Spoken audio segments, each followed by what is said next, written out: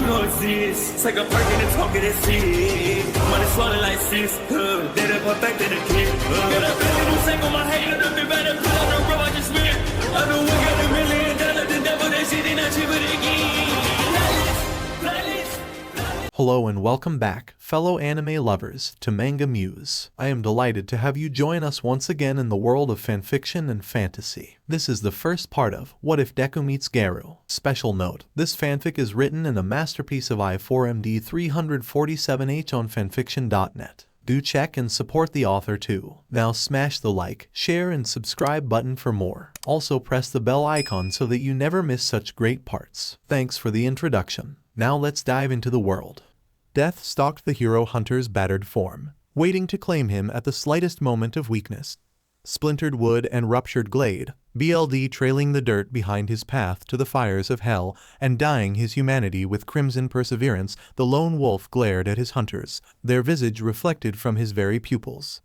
Standing in the clearing of the woods with the earth of witch bodies and BLD stained cracked soil, and carrying the top half of the split tree, Garou burned with fierce demonic tenacity to crush the three opponents before him.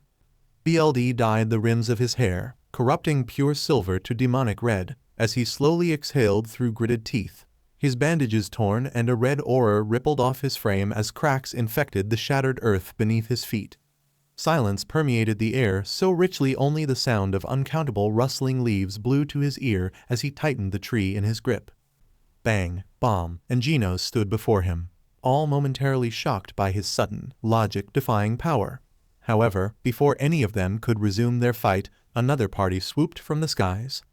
Grabbed by the shoulders, two talons lifting him to the skies with each mighty beat of the phoenix's wings, the hero hunter struggled, cursed, and threatened the thing to let him go. But he could not free himself, not unless he wished for the hammer of gravity to smash him into a crimson smear. However, before his consciousness fell, a black mist suddenly swirled around his entire being, engulfing in black without warning. Phonixman could neither react nor parse the event until it was too late, stupid into inactivity as Garou somehow vanished as if he was spirited away by a much more supernatural force. Garou's sudden absence stunned Phonixman. From where did the mist come? More importantly, what the hell just happened? Where did Garou go? No, what was that mist in the first place?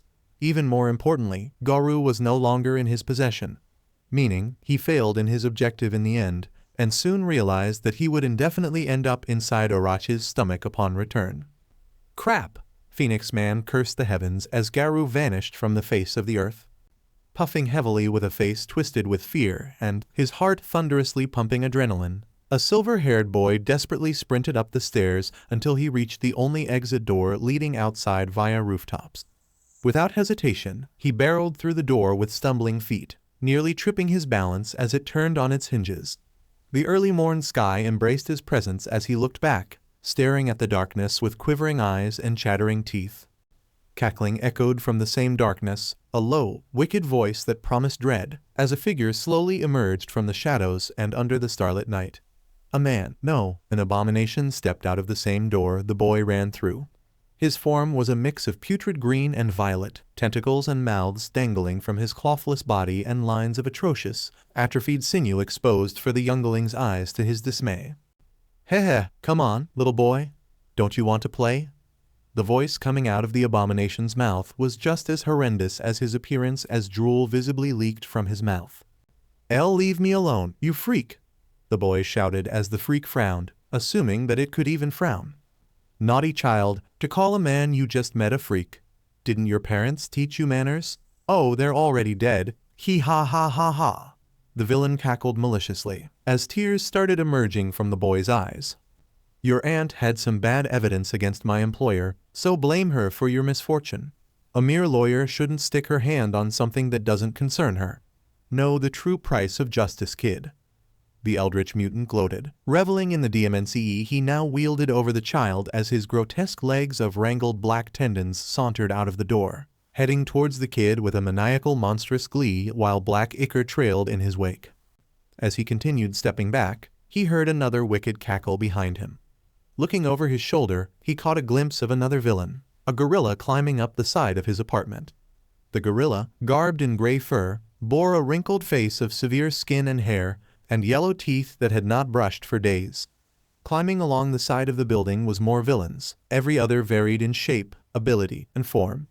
The boy was trapped, while both assailants and their victim were unaware of the figure appearing above them from the black swirling mist. All but one faces grinned, their victory seemingly assured with no hero to interrupt them. Except what arrived at the scene was no hero, its figure whistling downwards from the heavens in its long descent.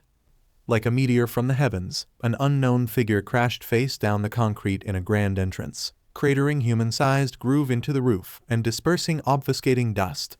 A monstrous growl resounded from the man-shaped crater behind the mantle of dust, RSNG the villains to step back in concurrence on reflex. In essence, they did not understand the reason behind their pacing retreat until the dust diminished, revealing the figure pushing himself to his feet slowly. A shirtless, red-haired man, caked in his BLD, with baggy pants and tai chi slippers, licked his menacing gaze over his surroundings, his breathing haggard and his heterochromic eyes firing a glare that can kill. The villains and the boy shuddered in fear at the man, as the assailants instinctively took a step back. An unsettling, inexplicable fear burrowed within the depths of their mind, then replaced by one of irritation and caution. Who the hell are you? Where did you come from? The mutant villain pointed one finger squarely at the strange intruder. The rest of the villains were all put slightly on guard. That bird had the nerves to drop me. The crimson-haired man snarled as his glare, flowing with murderous intent, balefully lashed at his surroundings and then at the mutant, prickling him with unease. More monsters. He snarled as he raised his arm, his all 5 fingers curving into a menacing claw as if grasping the head of his prey.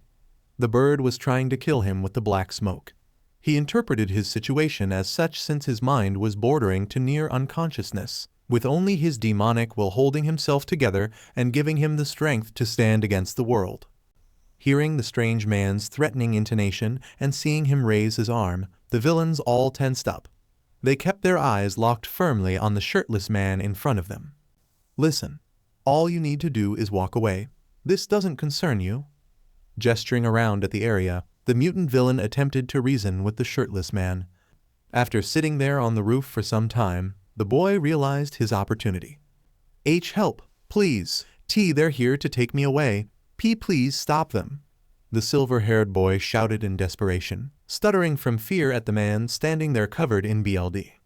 Hearing the boy's plea, the man shifted his eyes to the boy, a frightened kid that was begging for rescue. His eyes, past the tears, there's something about the kid's eyes reminded him of that boy he regularly visits in that park, the one called Tatsuru. Shut up, you brat. The gorilla marched towards the boy in rage, huffing as he raised his leg and stomped the kid's head to the ground. You're just a hostage. Stop crying for help when there's no one here to save ya. Just sleep and accept it. The gorilla roared as he continued stomping on the boy, to the point of BLD leaking from his nose and head. Oi, you'll kill him if you keep this up. We need him alive, idiot. A crabman shouted at the gorilla before he stopped, leaving the boy bloody and bruised but conscious. Fine. I want to go home. Why don't we kill that guy and... Before he could utter another word, his sight sent spiraling out of control, the world around him spiraling in chaos before becoming vertical in his eyes. The roof was now vertical, the sky on the right side of his vision. Then the image split into 3, separated by arcing lines like that of a rainbow's before the absolute darkness smothered his vision and thoughts with silencing black. The other villains all turned to the intruder, eyes widened by confusion and confoundment. Glancing at the corpse of their fellow villain, they understood what the man was not a monstrous villain arrived the scene, not a hero. One dangerous beyond their imagining, evident by his bare-handed murder of a fellow human being. With profound speed their eyes could not track, he, with extreme savagery, decapitated their mutant friend with his murderous fist. Then, as if adding salt to injury, sharply divided the head midair into concentric pieces with a skill that can only be described as a quirk. You killed him? One asked in disbelief, still trying to understand that a stranger killed one of them with frightening ease. Scum, dismissing his words, the red-haired man seethed, his presence now screaming unfathomable rage at the villains as the sclere of his right eye grew even darker. The menacing feel of his aura rose almost tenfold as if he was becoming stronger with each second. The villains could feel his hatred permeating the area. Confused, concerned, and scared, questions ranging from the murderous stranger's identity to his karmic alignment with society racked their thoughts. However, one truth was clear, that the man before them was beyond furious for reasons unknown, one with a quirk strong enough to mutilate his prey with bare hands alone. Listen, we didn't know there were any other villains in the area. Whoever you work for, I'm sure we could put this behind us. The eldritch mutant from the door negotiated. He was not expecting to die. The man was far too dangerous, a murderer drunk with a cocktail of BLD lust and frenzied rage. What did you just call me? Garou asked as his anger soared, his rage as tangible as burning fire. He was critically wounded, just escaped from a losing battle, and was forced into a situation that screamed treachery from the ones that he despised the most. He had not a single comprehension of his current position, but what the monsters did PSS him off to his core. He refused to pardon the after such blasphemy, his heart demanding their deaths in the most brutal way imaginable. Raising both of his pincers in the air in an apologetic gesture, the crab villain could feel a shiver pass over him. There's no reason for us to fight. You could help us. US seem pretty strong. Quiet. Garou pointed his BLD-encrusted finger at them. I have decided. I will kill every single one of you. None of you shall escape my wrath. Garou decided his ultimatum. Not in the mood for jokes or nonsense, lividly enraged, he flashed his gritted teeth as the sclere of his right eye blackened, a corrupt pitch black. Hearing his declaration, a few of the villains shivered, trembling in fear for their lives. Oh oi! What kind of vigilante are you? Garou did not know what a vigilante is, nor did he care. He cared only for the sight of their bodies torn apart with prejudice and their BLD painting the earth. Die. With that word, Garou ignited the slaughter. The boy watched as the villains tensed before rallying themselves to attack the dangerous man. He watched as they died one by one, slaughtered like cattle with his bare hands. The man's fighting style aroused a mixture of fear and awe within the boy. The way he fights was, as a work of art, feral, yet graceful. Intense, however, tempered, no room for error in his movements, only skill of the highest caliber. Despite his fear, the boy felt a sense of awe and respect for the man. The eldritch mutant watched in muted shock and horror as this man effortlessly slaughtered his once merry band. Every attack they sent his way seemed to glide past him. His arms were a blur as they lashed out, BLD and body parts flying through the air, painting the ground a deep crimson. All thought of kidnapping the kid disappeared, replaced by the longing to fight for their lives, to preserve their lives. The strange man weaved and easily dodged an incoming strike. With one pincer outstretched, the crab villain could only watch as a fist sped towards his face, a blur in his vision, plunging into the crab man's chest. He felt a brief, overwhelming sense of pain before he felt something ripped out of his chest. Looking at the man's hands, he saw something red and beating attached to thick cords of meat. He saw his own heart pulled out of his body, before the man crushed it in his hands, squeezing the BLD from the red meat as the light faded from the corpse's eyes. The other villains watched, horrified as their fellow villain fell to the ground. The man's hand remained outstretched, still holding the crushed remains of their companion's heart with BLD trickling through his fingers. Fear began to permeate the mind of every villain present. No matter what they did, they couldn't seem to beat this guy, touch this guy. The eldritch mutant stared at the man, his eyes wide with distraught. We're just here for the kid. If we take the kid, we'll leave your T territory, okay? Since when do monsters stoop so low? The man's glare shifted from the corpse to him, his killing intent directed at him, undiminished. The mutant villain grimaced, hearing the man continually describing them as monsters. He grew slightly confused. Why would a fellow villain be so against their actions? We aren't monsters. We're just villains doing a job. Huh? The man narrowed his eyes before walking towards him, his killing intent still at its peak. There's no difference, especially when all I see are abominations. The man replied with a serious tone. The reduced group of villains all shuddered, pierced by the fact that they were going to die no matter what. Glancing over at the kid on the ground, the grotesque villain had an idea pop into his head. As the shirtless man continued carving his way through his compatriots, The tentacled villain rushed over to the boy, snatching him up. His grotesque tentacles wrapped around the boy's throat, strangling him.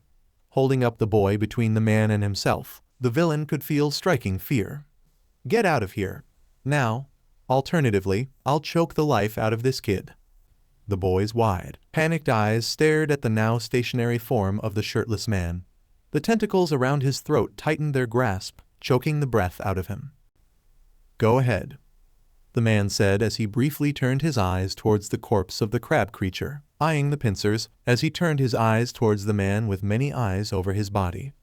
The eldritch mutant flinched when he saw the killer started rushing towards another of his own as he ran past the corpse of the CRP mutant. I said stop." Before the mutant could squeeze the boy's windpipe even further, the man stopped and stomped one of the pincers, tearing the claw out of its socket as it flew in midair, and kicked pincer towards him at speeds he could not react. The inhuman eyes of the eldritch mutant widened the moment he felt something cold piercing his head, right in the center of his forehead. The tentacle holding the boy dropped, as the mutant fell face flat on the floor, lifeless like a stringless puppet. The other villains were now scared for their lives. "Prepare to die," the man said as he resumed his slaughter. Garou stood in the center of his world, surrounded by the BLD and corpses of monsters. His only other company was a boy of around 9 sitting there, trembling in fear. Garou took a deep breath as he calmed down, his rage sated, but not without allowing the pain of his accumulated injuries to catch up to him finally. CRP. Garou knew he must recuperate. He will soon lose consciousness if he remained idle. "Kid, you know a place I can stay in undisturbed?" Garou asked. He does not know why there wasn't a single forest in visual distance around him, or why he fell from the skies after wrapped in around black mist, but he would figure that out later. He needed to heal. Also, he was hungry. The kid was still frozen there, unable to move, most likely out of fear. "Kid, this what you do for someone that saved you? Take me somewhere I can heal. I will pass out if I remain idle," Garou demanded again, forcing the kid into action this time. Follow me." The kid gulped, rubbing his neck still sore from the tentacle choking. Looking at the kid, he was also in need of medical attention judging by the purple bruises on his person, though he won't allow him to call for an ambulance. Garou was well versed in the art of self-aid and the aid of others. He will not let himself be caught by the Hero Association no matter what. As the young boy headed down the stairs, Garou followed him. The darkness seemed to engulf the stairway, making everything strong to see. Both he and the boy continued going down, flight after flight passing.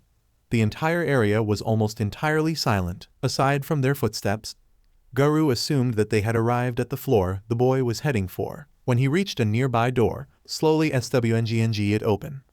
The boy continued walking, occasionally casting a glance back at Garou. The red-haired hunter followed the small boy into the hallway, observing everything as he went with all of the doors they passed shut firmly. He couldn't hear anything from behind any of them. However, unlike all of the other entries, the one at the far end of the hallway was open wide, exposing the interior. As they neared the room, Garou narrowed his eyes as he noticed a very obviously broken lock on the door.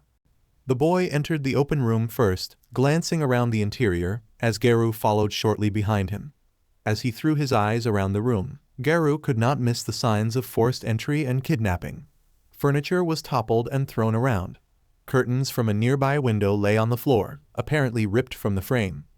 Dirty footprints of varying sizes and shapes were tracked all along the floor, a sign of the numerous intruders. A nearby dining table rested upside down, flipped by one of the intruders in their violence. Garou could see the young boy glancing around the room, frivolously cautious and wary for any more villains despite the overwhelming silence around them. This apartment was his home. The BLD-haired hunter couldn't see any homeowner. Perhaps the monsters outside had already. "You live alone, kid?" Garou asked to make sure. "No, my auntie owns this building. She's out for today," Gen replied as he walked towards a closet, the white door on the wall.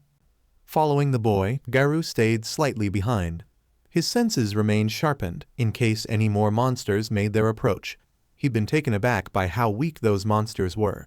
It seemed like they were low tiger or wolf at best since they'd barely even put up a fight. Garou's body still ached as he slowly walked behind the boy, still suffering from his accumulated wounds. Here you go, Gin said as he took out a white square case, with a red plus on it, from the closet. It was a medical kit meant for emergencies.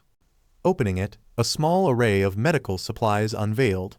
Antiseptics, bandages, gauzes, and a wide assortment of other medical tools were sat there, ready for use.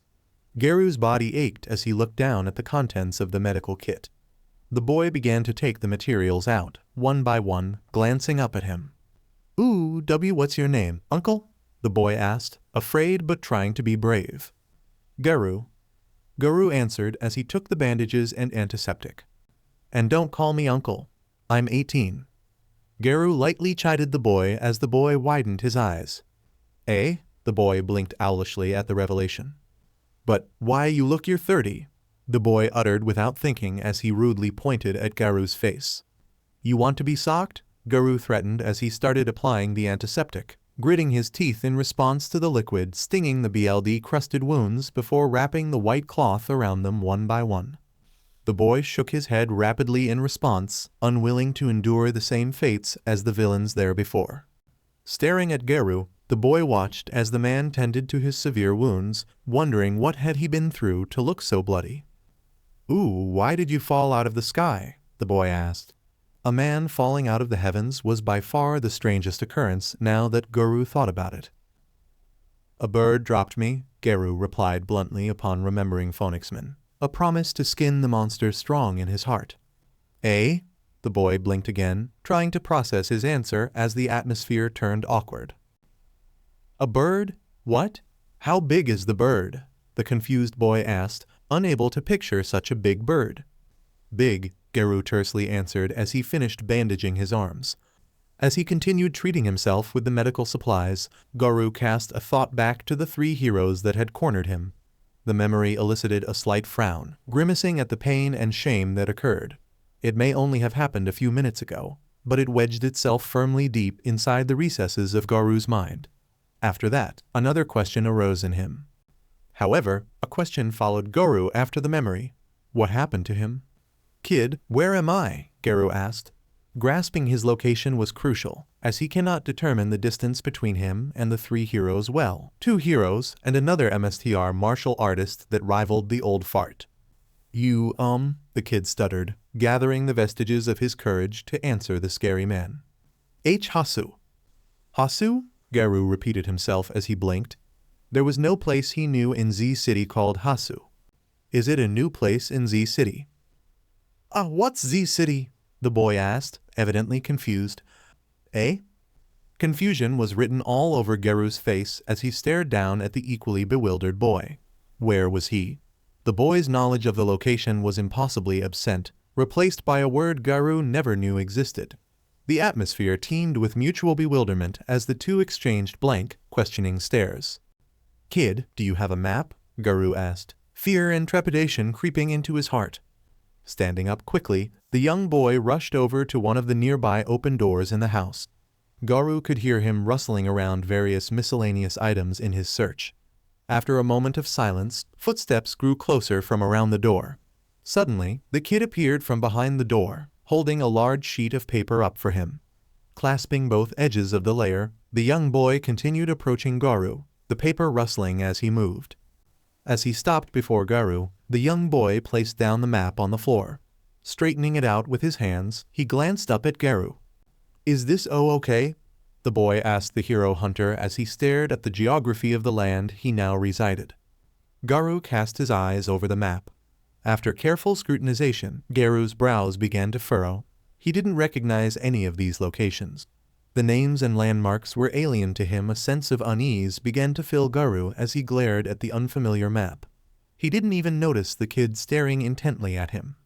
"You, where does Mr. come from?" the boy asked, albeit still scared deep down. The only thing holding him steady was the fact that this man saved him from abduction, and he did not kill him in cold BLD as he did with the villains.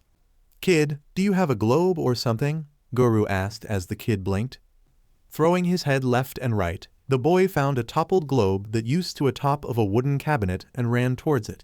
Picking it up, The kid returned to Garou and presented the sculpted representation of the world they call home. Garou's bewilderment only grew as he reached out and took the globe. Glaring at the world model, Garou began spinning it. His glare was practically burning through the spherical model of the Earth as it rotated horizontally around a vertical axis. Just like the map, Garou did not recognize anything on the orb. Moreover, there was more than one continent. The crimson-haired hunter's mind reeled as he parsed the unexpected revelation. He was no longer at home, a pastiche of the world he called home. "Kid, what do you know of monsters?" Garou asked. "Ooh, like the Bujiman." "The Hero Association?" There are heroes, but I don't know about an association." "Is class?" The boy's silence was deafening. "Oh my God," Garou blinked as he dropped the globe to the floor, letting it clatter on the wooden planks. Now, he had confirmed it. How, he asked himself. Just how in all things supernatural was he transported to another planet, one so similar to his? No, he shook his head. He should not focus on questions he can't answer in a single day. He does not know, and he doubted that the kid knows as well. The situation with him and the monsters, assuming they were monsters, spoke of considerable confusion among them. "All right, kid, tell me everything you know here. The people, the heroes?" Garou demandingly queried for information. Are you a foreigner?" the kid asked, now confused by his sudden demand. "You can say that." Garou thought it wise to leave him out of his life. The heroes, well, they are a force of good and justice. Every one of them possesses quirks that separates their individuality and uniqueness. The boy explained with a surprisingly fluid tone and used words others his age would have had trouble comprehending. "What are quirks?" Garou asked, not letting go of the term. "Eh?" Garou did not like how the boy was eyeing him, as if seeing a new breed of species standing before him. "Don't make me repeat myself. What are quirks?" Garou asked in a forceful tone. Well, quirks are kind of like superpowers. They're unique to each person. 80% of the planet has a quirk. Everyone, even kids. The words that came out of his mouth sounded utterly retarded. Superpowers? There were things that Garou despised most in the world. One of them was the concept of powers given without proper testing. In summary, he hated those with power unearned.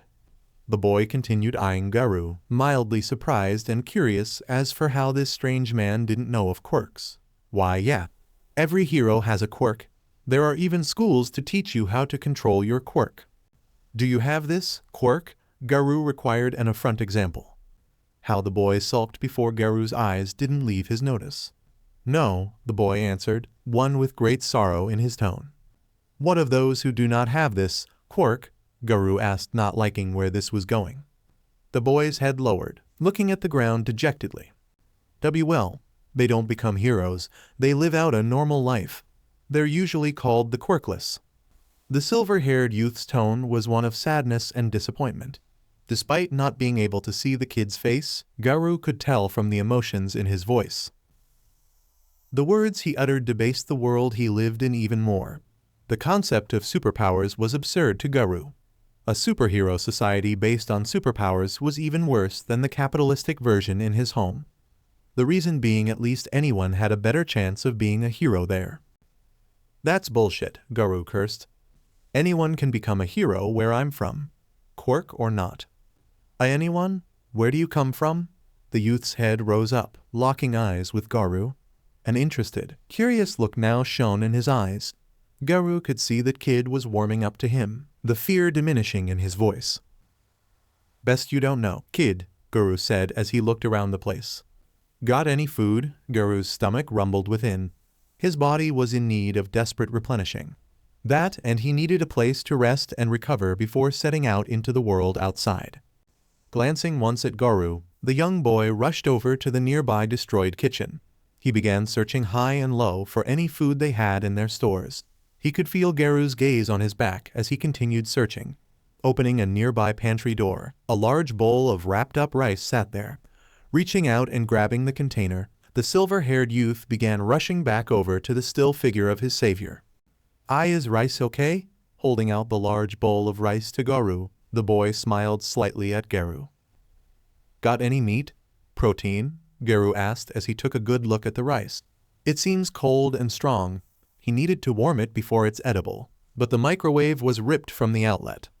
Sorry, the villains broke the fridge. This is the only thing intact. The boy dejectedly replied. Screw it. Bring those too.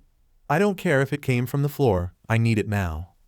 Garou had no room for fickleness. He needed his BLD sugar to boost his healing, and he needed it now. Placing the whole bowl of rice on the ground next to Garou, the boy rushed back over to the kitchen. Opening a nearby drawer, he pulled out a plate. Going around the kitchen, he began collecting all of the food spilled onto the floor: half of a chicken, a small pile of beef, many small, scattered sushi rolls, and more layers on the ground in the kitchen. Scooping them up, the young boy placed them on the plate. Before long, the dish had a giant pile of assorted foodstuffs on top, the boy barely able to hold it steady. Slowly, the boy began to make his way back to Garou, trying not to topple over from the weight of the food piled up. As he neared Garou, he noticed that the bowl he had put on the ground was now empty. It looked like nothing had been in the container. Placing the plate on the ground next to Garou, the boy huffed from the exertion. Thanks, kid. Garou sat down cross-legged, starting to gorge on the food with his bare hands. He needed to tough out the cold, strong mortal fuel and work his stomach past its limits. It was strong to eat raw rice, but at least the trace moisture contained in the wrappings made it soft enough for him to swallow cold meat and vegetables. He regretted leaving them uncooked, but pickiness was not a luxury to afford. He needed the energy, and he needs it now. Watching Garou devouring that massive pile of food fiercely, the silver-haired boy's eyes widened in surprise, witnessing PND after PND wolf down at an incredible pace. Not only was he capable of effortlessly handling a group of villains by himself without taking a scratch, but he could also engorge himself a feast meant for tens. Wow! The sound of Garou's consumption filled the silent air of the devastated kitchen. After a few moments, the plate was licked clean, the one clattering to the ground noisily. The young boy gaped at the man, glancing over at the cleared plate. A few moments had passed until the entire pile of food to disappear into Garou's maw. Got water? A large jug or something? Garou asked as he burped a little. His breath now smelled like a rotten collage of junk. Turning back around, the boy once again rushed over to the kitchen. He began looking around for anything that he could fill with water for his hungry, parched guest. In one corner of the kitchen lay an empty gallon jug. After picking it up, the silver-haired youth began quickly filling it with the only undamaged tap available. The boy waited and waited as the pitcher continued filling up. Feeling the weight in his hand increase steadily, the boy glanced over to the still-seated Garou. Once the jug was filled full, grasping the handle with both of his hands, the youth began heaving the pitcher over to Garou. Just like the plate, the child placed the pitcher beside Garou, water sloshing around inside. The silver-haired boy straightened back to his feet, panting heavily from the repeated trips back to the kitchen. Raising the jug to his lips quickly, Garou drank deeply, dumping all of the clear liquid from above. Within a few moments, the water had almost entirely disappeared. After a few more seconds of audible gulping, only empty air remained within. Garou took a refreshing breath of relief as he stood up. He was ready to go out once again. Thanks. He would need to find a place to stay here, among other things. Garou looked out the broken window, seeing the sun illuminating from the other side. A new world, one for him to explore. An enticing prospect the more Garou mulled it over, leaving him a smile over his lips. It would seem God had plans for him, whatever they may be. However, nonetheless, Garou refused to allow God the pleasure of seeing his design work as he pleased. Within the shadows of modern-day society, in a room who almost no light can touch, two figures lay within the darkness, one wreathed by the black fog of malice and the other marred by death. Ha, ha, Kurogiri wheezed, his breaths heavy, standing on his hands and knees before a specific stout, faceless figure, his energy depleted after his third trial with the trigger drag injected in his veins. Your control over your empowered quirk had not improved in the slightest, Kurogiri. The man sitting in his chair looked at the man prostrating before him with a tone of undeniable disappointment. Forgive me, sensei. The black mist man prostrated before the faceless man with utmost reverence. I do not hold you in any account, Kurogiri. Remember that I never expected this experiment to succeed in the first place.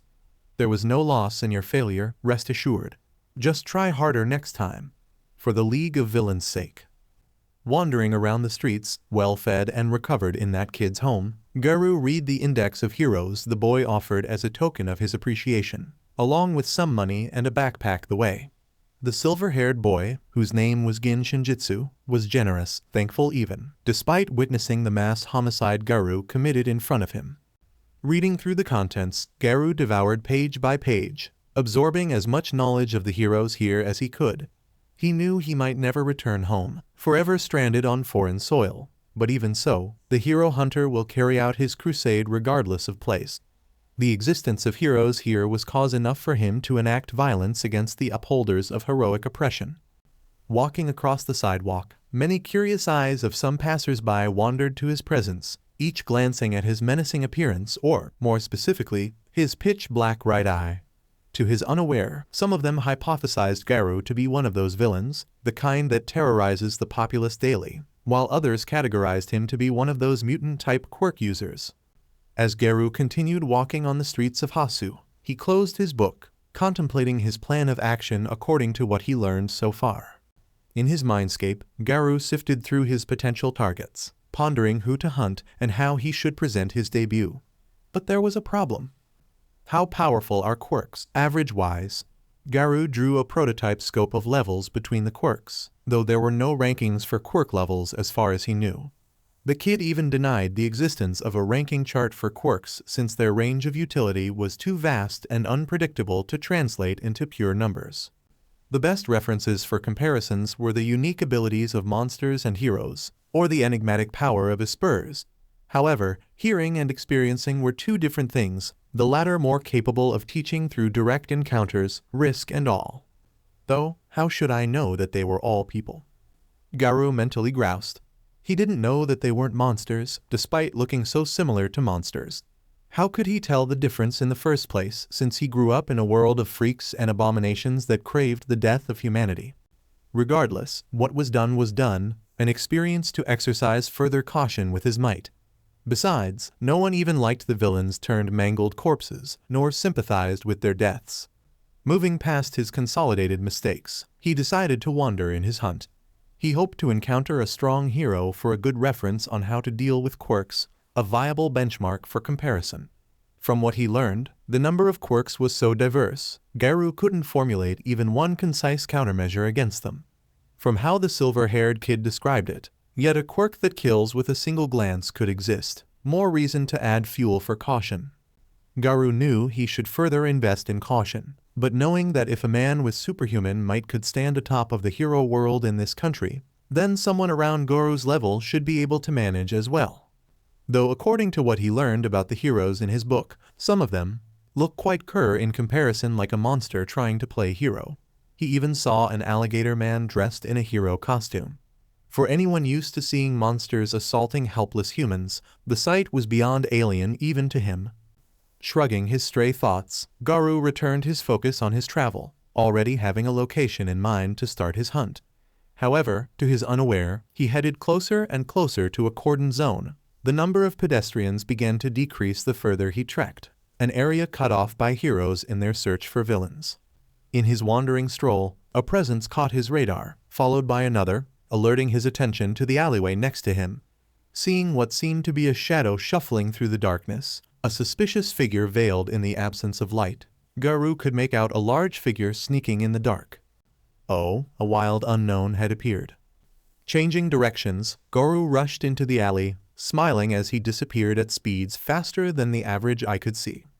The hero rushed through the narrow darkness into the suffocating presence of rotten odors and lack of light. In front of him, a villain fled for his life, his stamina already depleting bit by bit, chased for the crime of several kidnappings and abductions along with theft. He was a mutant, one bearing the features of a grasshopper, be its head, arms, or legs. Like a grasshopper, he possessed the power to leap great distances, but at the cost of great stamina. Currently, at most thrice a day was his limit. Any more will lead to immediate collapse, a weakness his pursuer was exploiting at this very moment. The hero was catching up with the villain in the darkness, ready to run him down like a bull and bring him to justice. Accelerating his momentum, he swiftly closed enough distance to throw a right hook, striking the villain's skull to the point of instant knockout. Ack! Squawking, the cricket villain tumbled in somersaults, crashing into the garbage cans in the darkness and immobilized. "Your crime spree has ended, villain," the hero declared. As he reached for the phone in his back pocket, a voice halted him in his tracks. "Yo." The sudden voice emerging out of the seemingly unending blackness set the hero instantly on edge, their eyes darting back and forth around the surroundings. "So, you're a hero, huh? Must say, you look quite meaty as Darkshine. How strong are you?"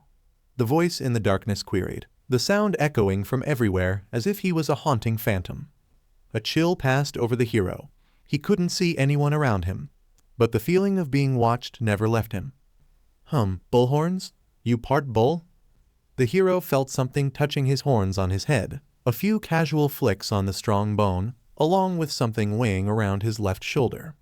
Whipping his head around, the hero was immediately confronted by a scene he did not expect. Squatting on one of his shoulders was a lithe man, his visage dimmed by shadow, but his features still discernible despite the lack of light. A mix of confusion and suspicion immediately overtook the hero. "Say, is your bodily condition natal?" the figure asked, flashing his pearly white teeth with a ferocious grin shining in the shadow. The hero could feel the sweat begin to trickle down his forehead, leaving wet trails behind. Egged from stress and instinctual fear, the bull hero attempted to shake the man off his shoulder, only for the said man to leap from his roost, landing in front of his eyes. He barely made any noise at all as he perched down, only the whoosh of the parting air even indicating the impossibly soundless landing. "You, another villain?" Clenching both of his weighty fists, the hero kept his eyes firmly locked on the sinister figure before him. Judging by his sudden appearance and demeanor, the red-haired man must not have come for any reason other than violence. But there was something about him that set his instincts blaring, a dark foreboding sense of danger that must be stopped or else unspeakable danger will unfold. "You can say that the name's Garou. I had a few titles, but I prefer either the human monster or the hero hunter. Maybe the latter. So, you ready to be my first victim?" That answer was more than enough to spur him into combat. Tensing up, the hero twisted his body and cocked back his right. Every one of his quirk-enhanced muscles bulged and swelled as he wound himself up. "Oh, and don't bother calling your friends." Lifting his hand, the hero could see. "What? Since when did he take his phone?" The hero paused his wind-up, patting his back pocket with his surprise. He felt an empty spot where his phone should have been. "Don't worry. You'll get it back. After I break you." Garou smiled before throwing the phone away behind him, letting it clatter the strong concrete. "Come at me. You'll be seeing a lot more red once I'm done with you." Gritting his teeth, the hero glared at the figure before him. His fear now seemed to be mixed with vengeful anger, showing itself in his narrowed glare. "So you're here to free your comrade, huh?" With one thumb, the bullish hero gestured over towards the knocked-out villain, still twitching from the sheer impact of his punch. If this new villain would not attack instantly, then perhaps he could be coerced into revealing more information. The hell is he? The newcomer peeked at the cricket man, only to tilt his head in confusion. As for said cricket man, the villain stirred in his unconsciousness, groaning in pain as he slowly picked himself up. "Don't you play dumb. Why else are you here if not for him? Which gang are you from?" Taking a step towards the villain, the bull hero spat out at him. This guy had to be a part of some villain gang or organization. But then again, there was something about this guy. "No, seriously, don't know him or any gangs here." Garou shrugged, before entering his stance, knees bent and arms angled in a predatory design, one that radiated experience and skill, a feeling so different it felt almost alien compared to those of the usual ilk. "Show me what you got." The taunting was enough. With a cry of effort, the hero took another step towards the villain, just close enough, twisting his body now in the opposite direction. His balled fist shot out. Beads of sweat dripped from his forehead as he poured all of his strength into it. Crack asterisk. In response, Garou's fist swiftly met his, the result the opposite of the bull hero expectations. The bones in his fist shattered, while the shoulder of his right popped out of its socket with a sickening crack.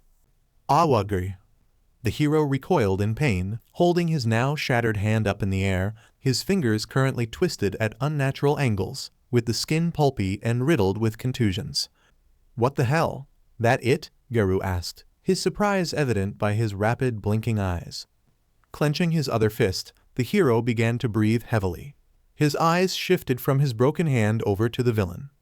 I expected a fight with a quirk like yours. Don't you have super strength or something? Judging from his tone, the bull hero could tell he felt as if he was cheated of his promised fair game. I'm not, done yet. I still, Let's see. In a split second, with an immense impact of which flinches the mind of those that heard the sound, Garou's fist was lodged within the bull hero's chest, deep through bone and squishing the lungs behind the ribs. The result, the hero vomited BLD as darkness consumed his vision, the whites appearing in his eyes before he fell to his knees with a heavy thud. Yeah, we're done. Congratulations. You've completed and utterly wasted my time. Garou sneered before dislodging his hand from his victim's chest, leaving him alive but barely. Garou turned around, refusing to give him another glance even as the rest of him fell face flat to the floor. Don't tell me other heroes are this weak, Garou muttered. His hunt had just begun, but his start was anticlimactic. So much so, Garou felt like demanding his first victim to refund his wasted time. As for the criminal, he slowly picked himself to his feet, eyeing his supposed savior with a sense of awe. Whoa, thanks, man. That was awesome. Taking down. Before the villain could speak another word, his face slammed to the wall toot sweet with overwhelming force, his consciousness giving in as his face intimately engaged the stone. Trash. Garou turned and walked away after disposing of the villain as well. He would not allow the scum to misinterpret his actions as his duty to evil as a whole. The phone appeared at the corner of his eyes, attracting Garou's attention to the device. Looking at the phone on the floor in his path, Garou pondered in thought.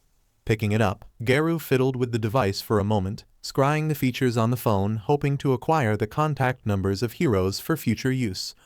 What's this? Garou, however, found something like a map blinking green on the screen, a radar of sorts, evident by the lime yellow concentric rings and the red arrow indicating the position of the holder. I heard of heroes back home using these to call for backup. I wonder. Perusing the number of buttons available to him, Garou found the emergency button. A wicked idea coursed through his mind as he weighed his current choices. 1. He could fight an angry mob of heroes regardless of the risk. Or 2. Pick them off one by one. The second choice was indeed safer, but considering how weak the hero behind him was, he decided to test the waters. Also, what better way to spread his infamy than a pile of broken bodies in the middle of the streets? The image of the macabre scene alone made Garou smile ever more. He might need the body behind him as an incentive, or 2 for more impact. An hour of preparation later, Garou waited in the middle of the empty streets, sitting on the corpse of the bullman hunched with elbows on his laps, as he waited for the heroes to arrive. Not only that, his body wasn't alone, accompanied by an even bloodier corpse, one that looked like a cricket. Luring heroes to him instead of personally hunting them was a tactic he never considered in his world, mostly because some of his class heroes were critically above his league. Regardless, he still wished to test out his targets here if his findings were of any indication. All or nothing. God rewarded his patience with the presence of one hero, who jumped at the sight of Garou sitting on the back of an unconscious hero. This hero was garbed in the attire themed off a wolf. What the? Said the hero. Yo, Garou ostentatiously waved the phone in his hands with mocking grace. His provocation was super effective against the hero. Get off the hostage and face me, villain. He shouted as he charged towards Garou, tensing his right arm as he pounced towards Garou. Slow. Garou smacked him aside, not even bothering to look at the result of his handiwork. That one move was enough to determine the hero's worth. His judgment sound when the hero crashed into the wall, rattled into unconsciousness. In his wake, 2 more arrived at the scene, a pair of heroes garbed in ninja attire. After them, 4 more heroes arriving at the middle of Hosu. Before long, a small battalion of heroes greeted him, some standing atop the roof of buildings looking down upon him at the edge, while others arrived at the scene in a rush. A few even appeared in mid-air, levitating with the power of flight as well. There was also a hero with an actual jetpack. State your identity, villain. Cease all hostilities and turn yourself in at once. The heroes around him demanded, every one of them preparing their quirks for combat as they surrounded the hero hunter. Garou only smiled in return. Upon briefly glancing at the hero he knocked aside, he saw a phone in his hand. So he called for backup before he slept. Rising from his seat, Garou casually jumped off the hero he stood on and landed on the cold, strong street. Ahahaha, come at me, heroes, let the hero hunt commence, Garou declared, spreading his arms wide as if welcoming them. Today was the day the hero hunter made his mark on the world, his first grand appearance with the heroes of Hasu as his sacrifice.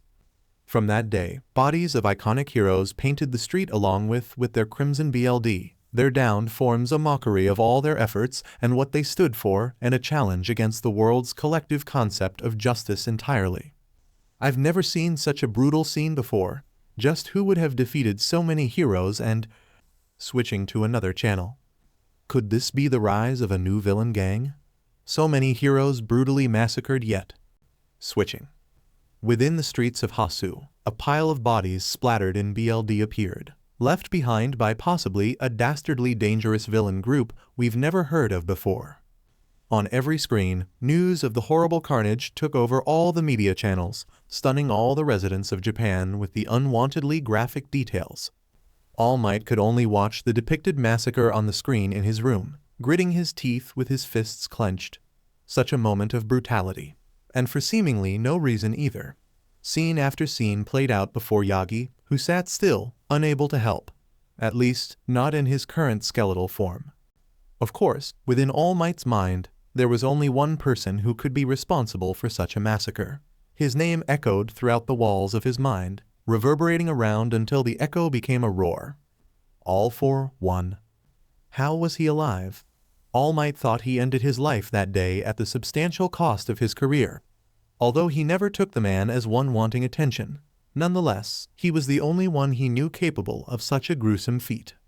Wait, one of the heroes woke up. He's crawling away from the scene. Wait, his face, look at his expression. On the screen, All Might could see one of the heroes crawling away, his helmet shattered and chipped, revealing the snot, tears, and abject terror reflecting off his countenance. Demon, stay away, Garou. The terrified, anguished cry stunned the assembled emergency personnel and reporters into silence, taken back by the sight of a broken hero. The sheer level of panic in his voice sent a shiver down more than a few spines. All Might blinked at the name. Wasn't it All for One? One of his subordinates, perhaps? No, too chaotic. Cupping his chin, All Might recollect his memories of All for One, his accumulated experience and knowledge of the symbol of evil's character. This was too random, even for him, and there was no villain there at the scene to take the credit whatsoever. The culprit behind the crime was someone new, the next generation entering the stage making his debut. In another house, a quirkless boy with messy, dark green moss for hair watched with terror alongside his mother on the couch. Both mother and son dropped their jaws, their bodies petrified into stillness from fear apprehension delivered by the horror behind the screen. So many. On the screen, a random hero from the bloody pile crawled out from the mass, rolling off of the others underneath him and landed on the streets. His body jittered, his arms wobbling when he pushed himself to his knees, threatening to collapse under him at any moment's notice. This one, however, did not seem as physically damaged as his peers judging by his naked face, his cheek marked with contusions but still healthy and active. But his trembling, bloodshot eyes was enough indication of his mental state. Even more so when he curled his body into a ball and hugged his knees, rocking back and forth like a child longing for his mother's warmth. He didn't even notice the news crew around him, or that the citizens were witnessing his state through the lens. This, as you can see, the reporter stuttered, trying to regain her composure. How many heroes do you see? In the dark room where only the static of the screen was the only source of light, dimly illuminating the faceless man's visage, the blind one asked the man shrouded in abysmal mists behind him while watching the screen before him. It is difficult to determine an exact count from the presented footage, but it appears to be at least 20. The voice of the one covered in black fog almost seemed a little surprised at the number. Really? Judging from the girl's tone, I estimated 40 at best. Perhaps 50 at most, All for One asked, disappointed, but still surprised. It is not the number, but the state of the heroes that shook the reporter. Kirigiri corrected, his eyes still glued to the scene with a mix of unease and awe, the first from the fear the scene instilled and the latter a sense of respect for the one, or ones, capable of performing this feat, a feat that will inspire villains in Japan to take action, nonetheless. What is the one word that comes to your mind when you saw their state? The blind symbol of evil asked. Kirigiri paused and gathered his thoughts. Many words raced his thoughts, terror, horror, gruesome. But one word came to mind, one derived from the feeling the scene visually conveyed. A nightmare. Hearing this, All for One hummed in contemplation, editing his plans for the future in his mind. I see. So, this is a message, nonetheless, to inspire fear into the hearts of many. Encourage Tamura to approach the one called Garou in the future when the time arrives. I've never encountered an event like this in many years, to be honest, nor anyone even capable of such feats when I still could see. A refreshing revelation, I admit. Keep an eye on this one. Kirigiri nodded in response, keeping his eyes on the screen as the footage of the broken heroes continued rolling. The following week was as eventful as the day of his debut. Heroes confronted him in droves, all failed and abandoned for pickup to the hospital. Although this time it was out of town, the hero hunter wished to navigate his surroundings, the cities of this so-called Japan. Throughout the week, Garou learned a few oddities concerning world travel. The natives here speak the same language as him, shares the same concept of currency, and very similar cultures. When one first heard the word, world travel, one expected to enter a world much more alien than one's own. Either this was a parallel dimension of sorts, or God was messing with Garou. Mustafa was vibrant with life, the mall there housing many goods that caught even Garou's attention. Kamino Ward was rife with heroes and police officers, heavily patrolled in safeguard against the villains hiding in the shadows.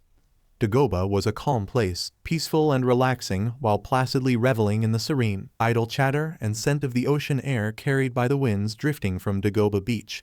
Hell, even he could enjoy a nice relaxing meal here or there without fear of heroes pestering him. Still, regardless of his brutal and successful ventures, he discovered a problem with the heroes here. Why are they so damn weak? Concerning designated class coined by the Hero Association, Garou ranked them around B class, or worse, C class. There were no A class there, none of which that offered even the slightest iota of a fight he tenaciously craved. If he wasn't wrong, the heroes here were nothing more than a police force against those with superpowers. Then why call them heroes, he murmured, drinking from a smoothie at this seat outside a particular cafe, relaxing in Dagoba to calmly plan his next destination and course of action. Garou wanted a fight. A good fight. But none of these peons could even offer such a thing. If the heroes here were that worthless, the villains must be worse if they're so afraid of this all-might. Judging from Gin's explanation, the hero was their symbol of peace, the shining light that banished the shadows of unease and fear. Maybe I'll test him next. Garou amused himself with the thought. But the real question was, where the hell would he find the guy? According to Gin, no one knew where he was most of the time. While he did appear to resolve catastrophes and criminal events, the man himself remained a mystery most cannot even comprehend or solve. HMPH. Slurping his smoothie dry, Garou placed a 500 yen coin on the table before he rose from his seat and departed to the streets again. He did not look back, even when the waitress tried to call him for change, which Garou replied with, "Keep it." He almost grew tired of hunting heroes en masse now that he thought about it. While fun at first, appeal ablated over time if they can't even offer a good fight. The terror his hunts instill also downsized with each disappointing encounter, from bloody scenes born from hell to just comical scenes of heroes piled atop each other with only broken bones. In short, his motivation to hunt heroes was fading strong. Thus, he decided to fall back to his roots, training.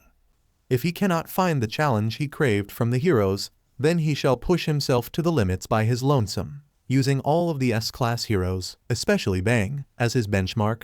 He will not stop until he was powerful to crush them all with his fists alone, especially if All Might prove himself a disappointment like the rest of the heroes that crossed him so far. He started with Dagoba Beach, following the ocean scent carried by the breeze. Trash was abundant in that area, which made it an ideal location for secluded training. However, the moment the haphazardly scattered trash followed by the blue horizon stretching beyond his sight and melding with the setting sun greeted his eyes, he caught the sight of another man. Elongated limbs so thin one wondered if someone carved out most of his muscles and left him with just morsels to move around. A face so desiccated he looked like he was malnourished for days, and slumping forward like a hunchback with an ever-present frown Garou caught from the side of his face. He tilted his head as his ears caught glimpses of his whispers. Yes, this seems like a good spot for VERYYYY. Yes, indeed. The man seemed to be mumbling to himself, nodding his head as if agreeing to a phantom. The moment the man turned around, he caught the sight of the crimson-haired man, taken back by his menacing appearance, especially the black sclere sporting from his right eye. "Aghashvihigstgoig?" he yelled, springing into an incomprehensible reaction of jumping back and waving his arms around. "What?" Garou asked, glaring into the skeleton's azure pupils and shadowed sclere. Sorry, my apologies. But I hope my reaction didn't offend you." The man sheepishly rubbed the back of his messy, dull blonde hair. "None taken. Besides, I'm new here." Garou replied with a shrug as he walked past the skeleton to gaze at Dagoba Beach unhindered, taking in the sight of the trash and the roiling waves, the waters dyed orange by the setting sun. This could be a appealing place without the trash now that I think about it," Garou mumbled loud enough for the emaciated skeleton to hear. Why yes, indeed. I've been planning to clean it up with some help." Garou turned around, seeing him sporting an awkward smile. "Really? You? You look like a vampire sucked you dry and left you unfinished just to mock you for fun," Garou scoffed, striking a conversation with the man out of the blue with a blunt, offensive remark on his appearance.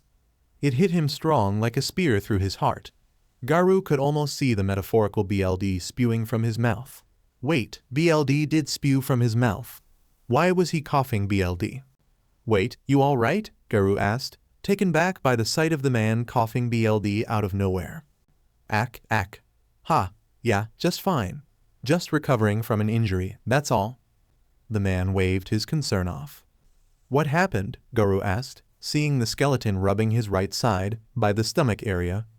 "Just an accident. Nothing special." HMPH. Garou could see through his lies. His posture was indication enough of a critical injury, one that the man might never recover from till his death. "Then shouldn't you be in bed or something?" Garou pointed out. No, I can manage. The doctors said the same thing as well, but I'm not the kind that likes to take things easy." The man kindly smiled in return for Garou's concern. "You part of the cleanup crew, or charity?" Garou guessed. "Well, you can say I'm from a charity organization. I will soon bring my junior to clean up the beach to ingratiate him into my line of work." "Just him? No one else?" Garou narrowed his eyes out of suspicion. "Well, there's no one else. If there was, this beach would have been cleaned up by now." "Good point." Garou couldn't deny that. "Anyways, I am Toshinori Yagi." "What's yours?" Toshinori asked, reaching out for Garou. "Well," Garou reached out in return. "Call me Bang." Garou decided to use his MSTR's name to avoid confusion. "HM? That's a unique name. Are you from America?" Garou's train of thought came to a halt for a moment. "No, I'm from somewhere very far away," he deliberately answered. A foreigner? But you speak Japanese quite fluently here." "I'm a fast learner," Garou shrugged. "What are you doing here, by the way? Here to help clean up the beach?" Toshinori asked. "No, just looking for a quiet place, somewhere without many people," Garou answered, not minding if Yagi knew his course of action. I am sorry, Bang, my boy, for taking your spot." "Don't. I'm not picky anyways." Now bored and robbed of his spot, Garou turned around, pivoting by his left heel. "Anyways, get some rest, skeleton. We don't want an actual corpse to lie around the sidewalk potentially scaring the folks here." Toshinori nearly spewed more BLD by his blunt, sharp words. His head hung down in dejection by the man's somewhat malicious, but accurate jibes. "Ha, if only I had more time," Yagi mumbled once Garou was out of range until he received a phone call. Digging into his pockets, he raised his vibrating device to his ear. "Yes. All Might, we believe that Garou might be around your area." Tsukachi spoke, informing All Might of the newcomer already. "Really?" All Might widened his eyes in contemplation. The coincidence was too good to be natural, especially on the day after All Might volunteered to apprehend Garou the day before to prevent the hero hunter from inflicting further harm to the hero community. "We're sending you the picture now through the phone." Obtaining a picture of the hero hunter proved very difficult despite his multitudes of encounters. One attempt resulted in the screen stained with BLD, and the image produced an abstract result filtered in crimson, depicting a demon bathing in the BLD of his enemies instead of a man crushing rock lock. Another attempt resulted in an abstract blue of crimson and black, resulting in another horrifying image of a demonic phantom, one that reduced Crimson Riot into a mangled pretzel. He still lived surprisingly, though he was better off dead if his moans of misery were of any indication. In summary, it was challenging to capture a full image of the hero hunter, as if a supernatural force was aiding him. Tsukachi speculated it was the deed of a quirk, one of Garou's hidden allies, but was quickly dismissed given the lack of evidence and the absurdity of it all. His phone pinged as he received a text message from the detective alongside an attachment of Garou's picture. Raising his cell phone to his eyes, All Might blinked upon seeing the pic. The man looked exactly like the person he met minutes ago, though this one was more violent. In the picture, All Might saw Garou beating Fourth Kind with his own bulky fist.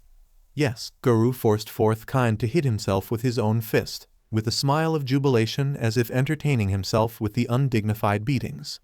Eh? His eyes rapidly blinked so fast, they rival lightning, before his eyes quickly darted between the street bang departed and the man in the phone out of complete and utter disbelief, so much incredulity he coughed up BLD again in copious amounts. Now, where to look? Garou mumbled to himself while looking at the map the boy gave him. He now stood in Dagoba downtown still in search for a territory to mark. However, most of the isolated places there might be the slums and the dark alleys. Still, Garou prefers the outdoors, not an odorous underground room with little to no light. Despite taking the mantle of a monster, Garou was still a martial artist to his core.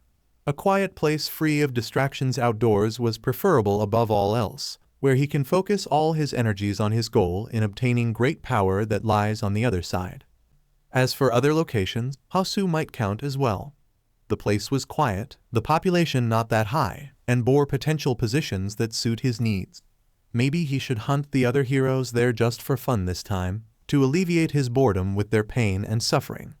Something amusing like the time he forced a four-armed hero to punch himself with his own fist was preferable as well. Regardless, Garou didn't have any plans here. He was in a world not his own after all. I wonder if there's a place in Hasu I can use. Should I ask the kid again?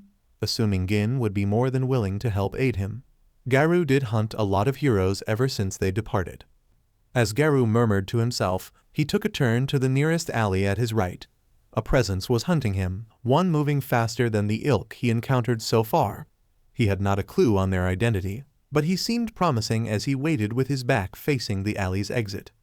A towering figure stood between the walls in complementing symmetry, interposing the light shining into the darkness of the alley, posing with both knuckles, resting his hips with his iconic smile flashing even past the absence of light. Your reign of terror ends here, villain? Why? Because I am here. Ha ha ha ha ha ha. A jolly laugh followed after his iconic catchphrase.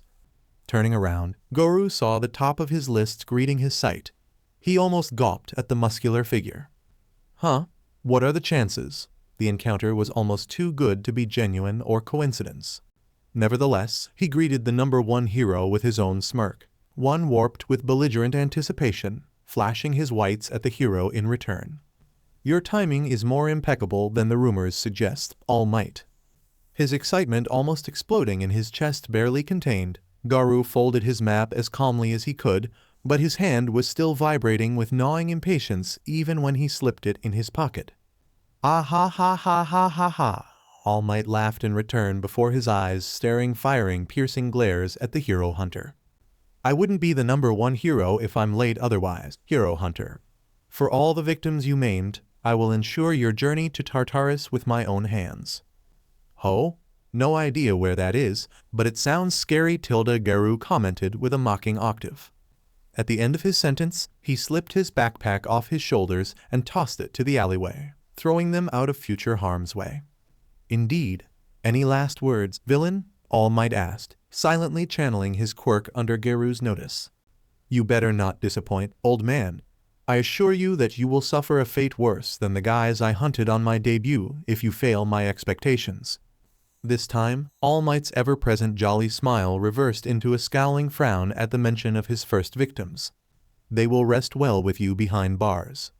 His grin widening at its zenith, Garou entered his martial stance, hunched forward, 1 foot ahead, and hands clawed as if ready to tear flesh from bone, interposingly aligned before Garou like crosshairs. All Might stood firm, readying his stance as he scrutinized his foe. Whatever stance that was, All Might never experienced something like it before. The hero deduced his form as a martial stance using Garou's Tai Chi slippers and baggy pants as his basis, but they might be cosmetic for all Might knew. Every villain he faced favored quirks more than basics, but despite this, All Might can sense the dark feeling of dread emanating from Garou's figure, an unseen but terrifying force hidden behind the hunter's lithe body under the skin-tight clothes. Cracking the concrete in his plunge as the wind sharply whipped his skin and hair in his flight, All Might shot off like an iron ball from a cannon. His fist collided with Garou's figure, but his eyes widened upon seeing Garou's hand interposing his knuckle at that moment. Garou's speed surprised All Might, Garou's significant resistance surprising him even more. Oh, tingly, not bad, Garou playfully chimed. Here, have some of mine. In response, Garou snaked under All Might's guard and leaped, smashing his chin with his rising knee and followed with a mid-air reverse roundhouse kick to his jaw, the force more than enough to stagger the towering hero backward several paces. A cough and spittle escaping his throat, All Might stared at the hero hunter in abject shock that he had been rebuffed by someone he never met before. What's the matter? Don't tell me you never fought someone that can fight back? Garou mocked, his predatory grin growing wider, radiating with confidence ignited by All Might's expression of shock. The #1 hero grit his teeth, his lips curled into a severe frown. Don't underestimate me, Hero Hunter. Here I come.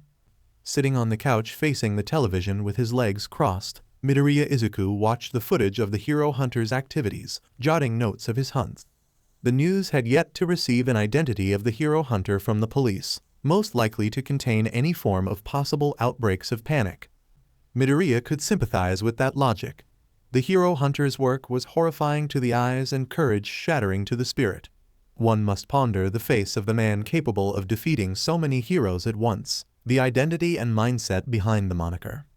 Now, the reporter was interviewing the heroes in the hospital, the camera swapping to another news anchor walking through the tranquil white halls of nurses dressed in white and doctors with stethoscopes around their necks. The screen arrived at one particular room, opening the white door to peer inside, revealing the heroes within bandaged and resting in bed. The female reporter interviewed a few heroes, but they refused to talk about the hero hunter, most likely from the newfound trauma deeply carved into their minds. Most of the other heroes declined to share their opinions on the hero hunter as well, shaking heads and waving heads, denying the reporters of a proper interview on the matter of the hero hunter. All except one. The jetpack hero decided to answer the interview. Finally, tell us about your experience with the hero hunter, his quirks, his mode of operation, his appearance? The female reporter asked before placing the microphone before the unmasked jetpack hero. Well, it is strong to describe. I mean, I never fought a villain with a fighting style like his in all my years. Fighting style? Can you describe us his quirk? The reporter asked, her arm visibly trembling with anticipation before the camera, her hunger to receive further insight on the infamous hero hunter slowly leaking to the surface. I don't know. The hero hunter is fast enough to escape our sight, strong enough to knock out most of us with just a single hit, and just as durable. I don't know what kind of quirk can give someone so many unfair abilities, but that's not what sets him apart from the rest. Unlike the others, he has something I never saw in every villain until now. Oh? And what would that be? The female reporter asked. Izuku held his breath as he waited for his answer. Skill and DSPLN. He fights like a martial artist. The jetpack hero answered, his response stunning the reporter and cameraman into a brief silence. I see. Care to elaborate? The reporter asked, unable to picture his response. When we engaged the hero hunter, he knocked out most of the heroes in less than a minute. I was watching everything from above, trying to analyze and predict the hero hunter's next move, but I couldn't. He was too fast. I could barely discern some of his movements. When he focused on me, he somehow separated me from my iconic jetpack, then proceeded to beat me with it after emasculating me. From what I could gather, he fought at least with disciplined grace, using moves and stances that we barely see in society nowadays. Izuku stopped scribbling upon hearing his narration. The successor of All Might pictured Garou, an abstract demon masked in shadow facing against all the heroes around him, dismantling them one by one with superior tactics and combat prowess described by the jetpack hero. It was not only morbid, but also a compelling thought to entertain in a sense. Thank you for your time. I and the rest of Japan hope for you and your fellow heroes' recovery. Ha ha ha, hopefully. I'm just lucky he didn't decide to kill us off there while he's at it. If fortune smiles, I might never face someone like him ever again. Izuku chuckled as the news report ended, transitioning to a commercial now, this time on All Might merch. The sight of All Might sparked a thought. What would happen if All Might faced Garou? To his unawares, Izuku started scribbling the possibilities, jotting down All Might's strengths and current weaknesses on one side of the page while speculating Garou's power on the other based on the information from the jetpack hero. As far as Izuku knew, victory fell in All Might's favor using his track record as evidence, though for now that only counted as long as Garou wasn't aware of All Might's dangerous weak spot. The wound he received from a menacious villain, along with the fact that a time limit now encumbered the #1 hero. Little did he know that Garou did not need the knowledge of All Might's weaknesses in the first place, instead, more than gratified with facing All Might in his prime. Two of the titanic forces battled across Dagobah, shifting from roof to roof as they exchanged fists and BLD. With gritted teeth, All Might pour his all into their exchange, but most of the time Garou would either deflect his fists or bypass his attacks with excellent maneuvering evasion and steal two direct counters from All Might in either process. All Might underestimated the new hero hunter. He was not just confident, he was formidable. Garou was skilled. Racking his brain, All Might furiously scried for Garou's weaknesses during their duel, but, no matter what, he could not conjure the solution to Garou's defeat. Whatever All Might throws, Garou adapted and punished him twofold for every attempt. Florida Smash. But surrender was never in All Might's dictionary. Eyes glinting with heroic spirit, All Might channeled all the power he could muster into his uppercut. The hero hunter instantly lifted his guard, crossed arms interposing All Might's attack. However, the moment it collided, it explosively broke through his guard and rammed from under his chin, the force like tephra launched fired by a volcanic eruption. Catapulted from the earth, Garou soared in an arc, droplets of BLD trailing from his lips. If Garou ever wondered what it felt like to be a cannon or bullet shot from the barrel, he was feeling it right now. Not only that, Garou could see the clouds flying past him from the corner of his vision. The #1 hero punched Garou so strong that he achieved an altitude only reserved for human-made aircraft or certain monsters with wings. He was soaring high hundreds, maybe thousands, of meters high in the air, lobbed into an arc with his landing point in the hands of God to decide. And God marked a familiar spot for Garou, the front of Dagobah Beach, as he landed like a meteor falling from the heavens, leaving a sizable Garou-shaped hole in the crater he left in his wake. Landing near Garou's crater, the hero locked his gaze at the Garou-shaped hole, the hole even bearing the shape of his unique hairstyle as well. Just what did he use to do his hair? All Might bemused, wondering if the hair was a part of his quirk. Get up, Garou. I know you won't be down that easily. As if on cue, Garou's hand emerged from the hole and clasped the edge, dragging the rest of himself out into the sunlight like a demon crawling out from the depths of hell. BLD trickled from his lips, yet his grin only increased in ferocity and fighting spirit, almost as if relishing the challenge set before him. Ha ha ha, yes, that's it, All Might. Garou hopped out of the hold and landed at the edge of the crater, his landing creating little to no sound, nor did it affect the asphalt. And to think I almost wrote you off as another worthless hero. The rest were disappointing failures, but you. An invisible ambience radiated from Garou, almost as if he was emitting invisible energy. The air was darkening around him the moment he retook his unique stance. You might be my greatest hunt here in this world. All Might's scowl deepened further, his fists clenched even harder with trembling at Garou's derisive remarks to his victims. Don't label the heroes that worked day and night to preserve the peace worthless Garou. In the name of all the fallen felled by your hands, I will defeat you. All Might stomped a foot back, his legs spread and arms widening. As he roared, tangible lightning, arcs of power, surged from his very form and parted the air around All Might. Garou could feel the wind blowing from his sheer power alone. The more Garou witnessed All Might's strength, the more excited he became. Oh! All Might roared with explosive power, cratering a spreading basin under his feet as the air shimmered with energy overflowing from his quirk. Oh tilde la la, Garou only mockingly hummed, as if welcoming the challenge with all his heart. This fight was what Garou waited for, an actual hero that rivaled the power of an average's class, a strong hero that could push him to reach the potential that lies at the other side, an unimaginable power that lies beyond the limit. All Might watched as the quiet ambience around Garou intensified even further and further, compressing and blending into a more tangible form, refined and condensed, still and calm as a still pond. Feeling the placid, ominous aura, All Might cannot quell the unease in his heart. Something about this villain sets him apart from the rest, even all for one, something far more dangerous than he can even imagine, an inexplicable feeling that cannot translate into mere words. And then, they clashed, as All Might barreled Garou over to the trash-covered sands of Dagoba Beach. Sand and disparate trash of all amorphous shapes and sizes parted in their wake as the two clashing figures broke from their trade parallel to the tidal shore's feet, sliding across the sands and the sun slowly sinking into the ocean at their respective sides. Both fighters were raring for round 2 already, each injured by the other but still burned with fighting spirit. Like a standoff, both fighters stood within the tense and still silence, ready to engage as the calm ocean breeze tickled their skin while the stench of rotting metal graced their nostrils.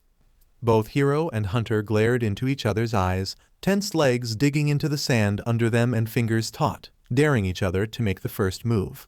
The air remained so silent that only the tidal sounds of crashing and receding waves filled the air, adding further tension to the battle between hunter and hero. Texas ass smash! The sound of a seagull cawing sparked their second round. They clashed, not even a second passed, yet they traversed the distance faster than the average eyes can see. In their clash, an explosion of air pressure shot from All Might's punch, blasting away some of the trash littering Dagoba into the air while whistling the wind very audibly. However, to his dismay and astonishment, Garou caught his Texas smash, his predatory claw holding his fist in his palm. Not only that, sharp pain spiraled around his arm, BLD spontaneously spilling from hand to shoulder to the skin of his neck. What? All Might's complexion paled. Garou countered Texas smash, countered seemingly without flaw, as he briskly took his eyes off Garou for a moment to inspect his wounds out of shock. All Might's conjecture of Garou's quirk was derailed magnificently by Garou's feats. His quirk was supposed to be something like his but operated on a different mechanic. Yet even he could not explain the logic of his counter. It felt as if sharp blades coiled around his arm and reached his neck, tearing past his skin and one finger width deep into his muscles and allowing his BLD to escape his veins and arteries. However, when All Might glanced back, Garou already snaked his arms around of his, latching it tighter than any quirk-empowered anaconda could in a constricting armhold. Garou flashed his ferocious grin at All Might as the number 1 hero widened his eyes, realized what he would do. Give me paw. Unlike with Genos, All Might was flesh and BLD. If he did to All Might what he did with the demon cyborg's mechanical arm, it would not bode well for the number 1 hero. And thus, Garou spiraled around All Might's arm in an arm hold, bones cracking with every twist, landing one pace beside All Might's right side. Not wasting a second, Garou leaped over the number 1 hero, corkscrew spinning his body along the way in a graceful arc no farther than a few inches radius from All Might as Garou's epicenter. nearly wrenching off All Might's arm while almost permanently breaking his bones in the process upon landing on All Might's left side. "Ag!" All Might cried out in pain, gritting his teeth when he nearly felt his shoulder popped. Garou backflipped, landing atop large, mangled refrigerator caked in gray rot and rust. Perched like a frog, Garou smirked upon the sight of All Might's suffering, of which All Might returned with a glare of his own. "Give it up, hero. I already memorized your moves. You're strong, but all this power you have is wasted in each punch. Like a hose with holes, you spray your power without exerting its fullest potential. In short, you cannot defeat me, the cause being your indolence in refining your power." All Might did not respond, only clutching his right arm and forcibly popping his shoulder back in place. A grunt escaped his lips after the raw sound of cracking bone of his joint forcefully repressed back into place. The hero panted from pain and exhaustion. The wind now billowed their hair from the ocean as the setting sun cast both of their slowly elongating shadows from the side.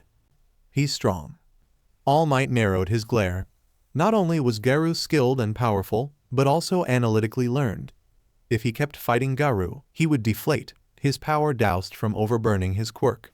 He was unsure whether he could end this here and now, but considering Garou's illogical strength, speed, and reflexes, it might prove to be a great challenge to overcome. One step forward, Garou casually dropped from his perch. However, when Garou landed, it did not result in a soft touchdown. It resulted in an explosive cratering wave of sand enshrouding his visage from All Might's sight. Surprised, All Might blinked, but once he opened his eyelids, a broken flying refrigerator greeted his sight. "What?" All Might interposed the flying appliance with left arm, his right refusing to respond in time as filaments and crumbed scraps of metal and parts splashed all over his body upon impact. All Might suffered no lesions from the collision, but once he swung his left arm to smack the appliance away, Garou was no longer there. He changed locations at that moment, making All Might widen his eyes with shock as he turned his body around, unknowingly presenting his crippling scar to Garou at that vulnerable moment. "Surprise!" Garou shouted, his body bent low with his right arm thrown forward and piercing All Might's side. Directly at his weak spot, the force not aspired to puncture his skin and muscle, but to inflict massive damage to his body and launch him forward like a cannon. Garou could feel the wound as BLD splattered from All Might's suit to his hand. All Might zipped through the air, and his body bent dangerously acute before he tumbled across the mire of junk and sand from shoulder to shoulder for several moments, clearing a swathing path between him and Garou. The pain in his back felt as if someone planted a bomb inside his spine through his accursed scar, air rushing into his fatal cicatrix and pressed more BLD from the cursed wound. That attack was different, something new, as if air condensed itself into a concentrated sphere by Garou's will and blasted into his injury. It felt almost similar to one of All for One's quirks. Not only that, his time was almost near. The accumulating wounds from their fierce exchange shortened All Might's duration more than expected. He estimated a few minutes at best, the thought pushing him to pick himself up against the screaming pain as he turned to face Garou behind him with an unyielding glare. However, Garou did not bear the same confident smile as before. Replacing his smirk was a scowl, a face of disbelief and irritation. "The hell?" Garou appeared as if offended by his opponent. "You dare come here wounded? Did you come here to mock me?" Garou trembled with frustration at the fact that his prey arrived as damaged goods broken already by another. Seething at All Might with growing spite, Garou clenched his BLD-drenched hand to the point of the whites of his knuckles showed. No response came from All Might. All tensions drained like the BLD, leaving the gaping wound in his stomach as confusion replaced his hostility. "I expected to face a number one hero, a symbol of peace, not a goddamn patient that belongs to a hospital." From that last attack, Garou knew. He could feel the malformations within All Might's stomach, and from his haggard breathing and inconsistent breaths, his lungs suffered as well. All Might's tempo felt off, which was the reason why All Might managed to bypass his guard. Garou knew something was wrong with All Might the moment they exchanged fists, but the revelation that the cause came from a past wound and not sophisticated tactics infuriates him. He did not commence his hunt to prey on the weak and sick. "Ha ha," All Might coughed, BLD splotching the trash-covered sand with each laugh. "Hack, as if a flesh wound could keep me down," he bluffed, smiling even in the face of oppressive odds. He knew when we fought. Garou was the first to discern his secret. His greatest fear was starting to bloom before him. A villain discovering that he, Japan's #1 hero, was growing weaker from scars of distant past. His anxiety rose with each second, his control over the situation now violently wrenched out of his reach. His fate, no, the future of hero society itself, now fell under Garou's mercy. Tesk, then you should have stayed in bed. There was no merit in defeating an already wounded hero other than shame and dishonor. Despite All Might's valiant efforts in holding his ground against him, the hero besmirched Garou's hopes and spat on his expectations. Ha ha ha, how can I when the world still needs a hero more than ever? I will not rest until I've fulfilled my duty as the symbol of peace, All Might retorted. His smile bent down to a frown despite his jolly timbre. Symbol? Garou scoffed, now insulted by his proclamation. What kind of symbol fights with a gut wound and rotting lungs? You're by no means worthy of that title, especially as you are now. Outraged by All Might's treachery, Garou turned around until his shoulder faced All Might, leaving their fight, heading towards the streets outside Dagoba Beach without giving the #1 hero the chance to respond. Confused, All Might watched Garou leave without a word. Where are you going?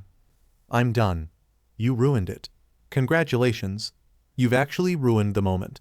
I hope you're happy, you prick, Garou responded with sarcastic irritation, not even giving All Might a second glance. What? All Might cannot understand his reasoning. Why? I don't hunt the impaired. Don't come back unless you're healed. Garou's answer left All Might stunned. Don't tell me you're leaving me because I'm not in my prime? Don't push your luck, old man. Out of all the things he anticipated from the hero hunter, honor was not one of them, as well as insincerity. He expected the worst to happen, that Garou will force him into his last stand. But instead, the hero hunter left because of All Might's failure of meeting his standards. His pride roared to chase him, but his time was short, and he must tend to his wounds. He clenched his teeth in helplessness, forced to endure the shame of defeat. He cannot call for help or else he'd feed them to the line of victims under Garou's consecutive victories. He cannot muster the strength needed to rise and resume their fight. And worse, he couldn't defeat the sense of failure pricking his heart, forced to watch the villain walk away unchallenged. All Might can only seal his lips shut as his eyes trailed Garou's form traveling into the distance with a pained mien, forced to accept the lesser of the evils presented, causing him to dig his fingers deeper into the sand with clenched teeth. As he laid there powerless, the memory of Garou from their initial meeting returned. How can such an amiable man be capable of committing such atrocities with glee? He cannot accept this. He could not acknowledge Garou's ethos as something spawned from a spontaneous and senseless whim. I never took you for a man of honor, All Might called out. Don't be mistaken. You're no longer worth my time, Garou replied without stopping nor looking back. His answer infuriated him. And the other heroes? Tell me, are they worth your time? Why hunt them if there's no value in me? Why are you doing this, my boy? All Might can tell. Garou was bluffing, his words now insincere. That made Garou stop in his tracks. All Might knew Garou was finding a response. Why are you doing this? Why are you hunting heroes, Garou? Someone like you shouldn't commit such atrocities. I know from our exchange you are better than this. Pushing himself up to his knee, All Might shouted. All of his emotions poured into this outburst. Garou's forms and fighting style were pure, radiating with DSPLN and sharpened with purpose. Garou was like a blade made by human hands, a warrior's hands, a divine gleaming quality through the lens of aggressive intent. No villain can fight with evident emphasis on diligence and effort like him. The man he first met on this beach was opposite the man now, as if the face of a villain dawned itself onto that of an ordinary, estranged man. What course of events could lead someone like him so far astray? This time, Garou allowed All Might a sideways glance. His eyes bore no traces of evil, no hunger for violence or chaos. Only a predator's eyes, wolven eyes, those of a hunter's, responded to All Might's gaze, revealing just a glimpse of Garou's true nature. Because I must. Garou spoke with a voice of keen conviction, one that can cut through the most stubborn of hearts with ease. His response was cryptic to All Might, but despite it, he can tell a reason driving behind his crusade. All Might swore himself to know why, because he knew he must as well. If he wished to end this nightmare, he must understand this tragic soul before he could bring catastrophe. So alright folks, that's all for today. Stay tuned for part 2. Do subscribe, like and share for more such videos. Also check out the story and author I4MD347H on fanfiction.net. Press the bell icon to be notified first on release. See you in the next video. Till then, goodbye.